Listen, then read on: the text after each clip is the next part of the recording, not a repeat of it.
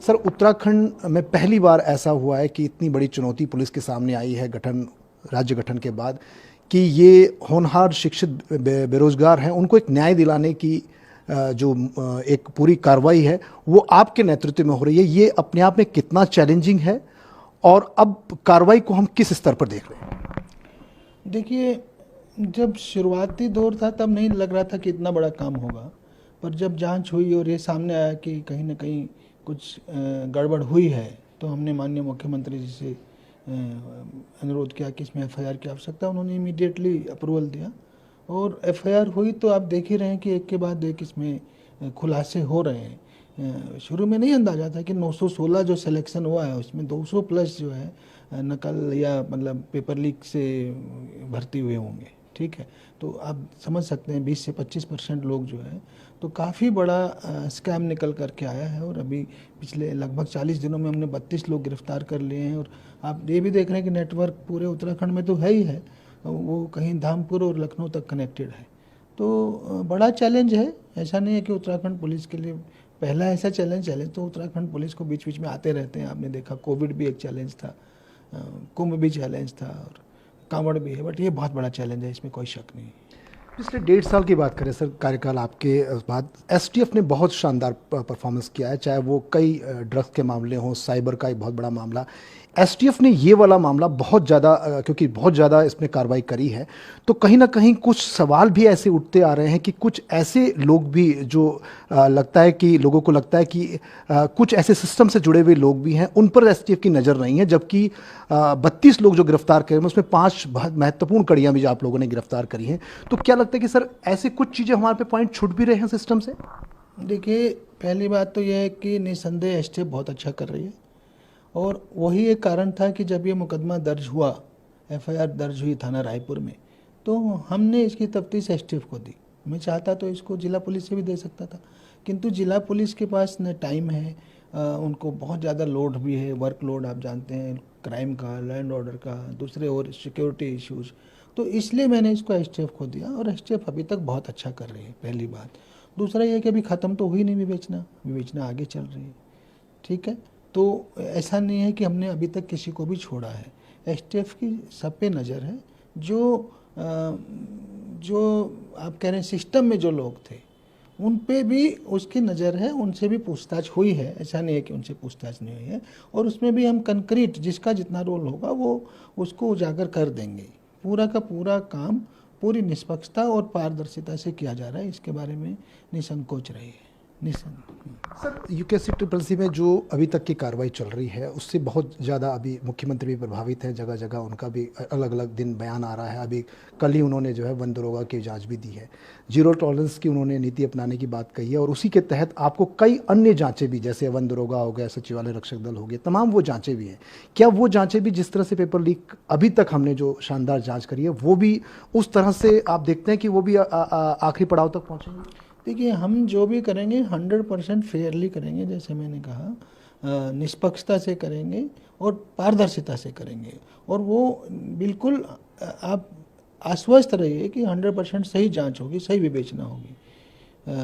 क्योंकि ये तो काम है, एक से एक कड़ी जुड़ती चली जा रही है, आपने देखा। उसी तरह से इनका बाकी का भी वही काम करेंगे। कहीं ना कहीं जो ऑनलाइन परीक्षा है उसमें भी कुछ न कुछ गड़बड़ नज़र आया है, तभी हमने उसकी जांच के लिए माननीय मुख्यमंत्री जी से रिक्वेस्ट किया है, तभी उन्होंने जांच ऑर्डर की है। तो हम लोग हर चीज़ को उजागर करके रख देंगे जनता के सामने, साफ साफ। पुलिस भर्ती का भी सर, क्योंकि पुलिस 2015-16 की भर्ती भी, उस पर भी कई चीज़ें जो हुई थी वो सामने आई थी, खासकर पेपर लीक से ही कुछ ऐसे ही बताया जा रहा है कि उसी से कुछ सबूत मिले थे और आपने एक प्रस्ताव भी भेजा। उस जांच को आप कैसे देखते हैं? क्योंकि उसमें क्योंकि वो तो विभाग की ही जांच है, उसको आप कैसे देखते हैं? देखिए, जो हम ये विवेचना कर रहे थे पेपर लीक की यूकेएसएससी वाले, इसी में हमें जो अभियुक्त हैं उनके माध्यम से भी आइडिया हुआ कि कहीं ना कहीं उसमें भी गड़बड़ी की संभावना है। इसीलिए फिर मैंने, क्योंकि विभाग का मामला था, यद्यपि परीक्षा विभाग ने नहीं करवाई है, परीक्षा पंतनगर विश्वविद्यालय ने कराई है, तो इसीलिए विभाग का मामले को देखते हुए मैंने उसकी विजिलेंस जांच की जो है संस्तुति की, जिससे कि कोई विभाग में उसमें कोई उसको वो न करने का प्रयास करे, जांच को प्रभावित करने का प्रयास न करे। इसलिए मैंने उसको विजिलेंस, और माननीय मुख्यमंत्री द्वारा अनुमोदित हो गई है, वो जांच भी विजिलेंस पे पहुंच चुकी है। सर इसमें एक सवाल ये है कि अभी तक की जो 32 लोग जो गिरफ्तार हुए हैं उसमें 4 से 5 हाकम जैसे मनराल हो गया, केंद्रपाल जैसे लोग जो है, और जो जहाँ पर ये पेपर छपता था वहाँ जो है राजेश चौहान जैसे लोग भी हैं जो बहुत बड़े पैमाने में लगता है कि वो मास्टरमाइंड की भूमिका में ही है। कुछ ऐसी बीच में जो चीज़ें आई हैं, कई तरह के जो सोशल मीडिया में भी चला, कई तरह के लगा कि जो इसमें हाकम सिंह जैसे लोग हैं उनके साथ कुछ फोटोग्राफ ब्यूरोक्रेट के भी हैं, राजनेताओं के भी हैं, उसमें कई सारी चीज़ें जो हैं वो गलत संदेश लोग फैला रहे हैं, उसमें आपका क्या कहना है?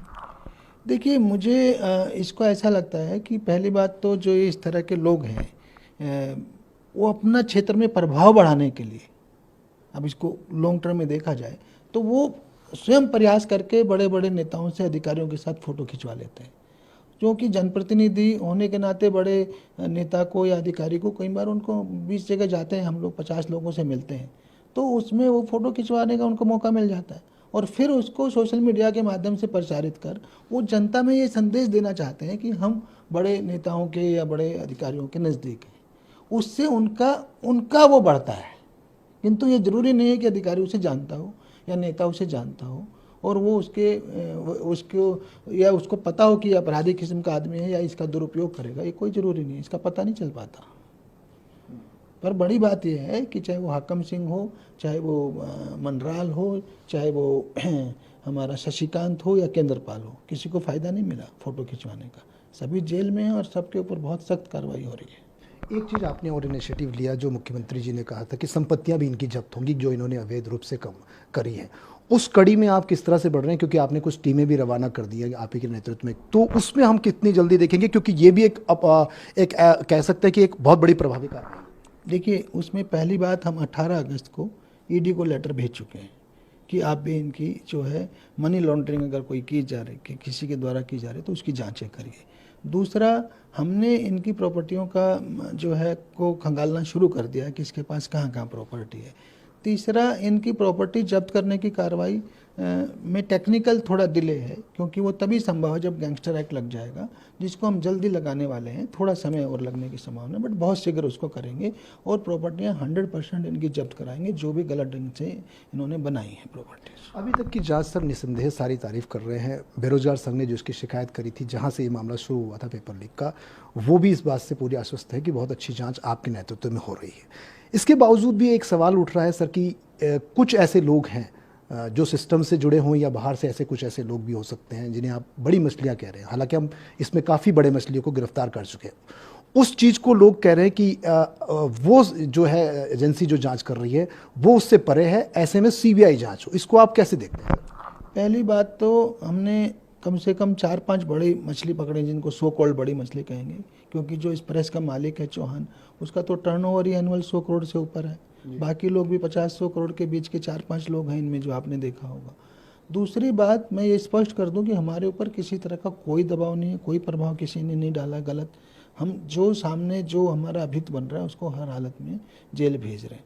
तीसरी बात, इसके बावजूद भी कुछ लोगों के मन में शंका बनी रहती है, बना रहना स्वाभाविक भी है, तो हमें इसमें कोई आपत्ति नहीं है। अगर सरकार इसको सीबीआई को देना चाहे तो दे दे।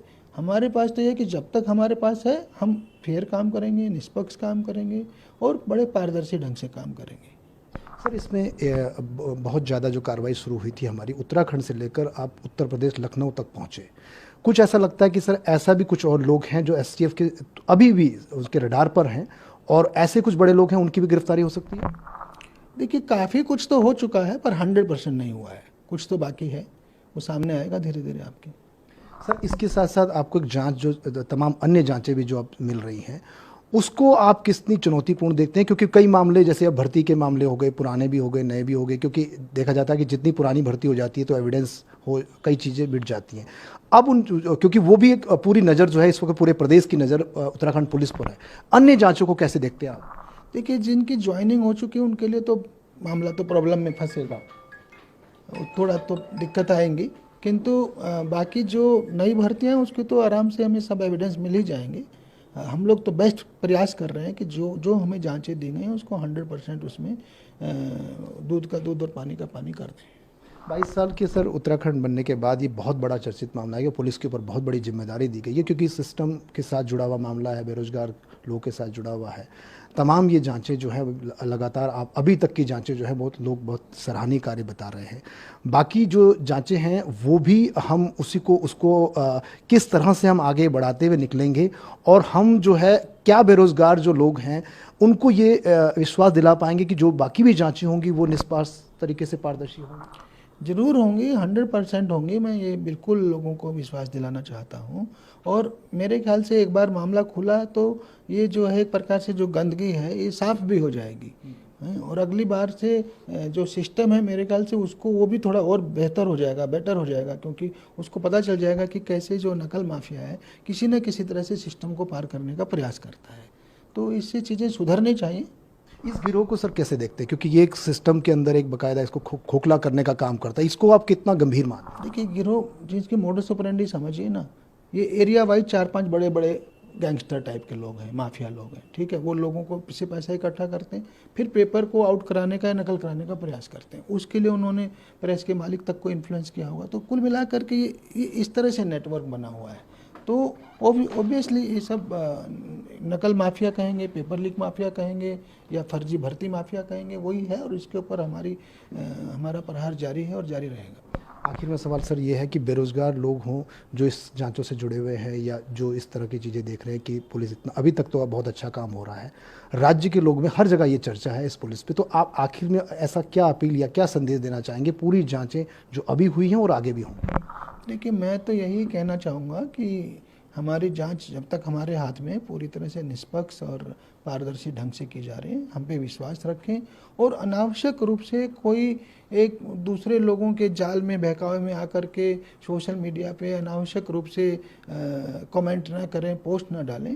भरोसा रखें जो हो रहा है बिल्कुल 100% पारदर्शी ढंग से हो रहा है।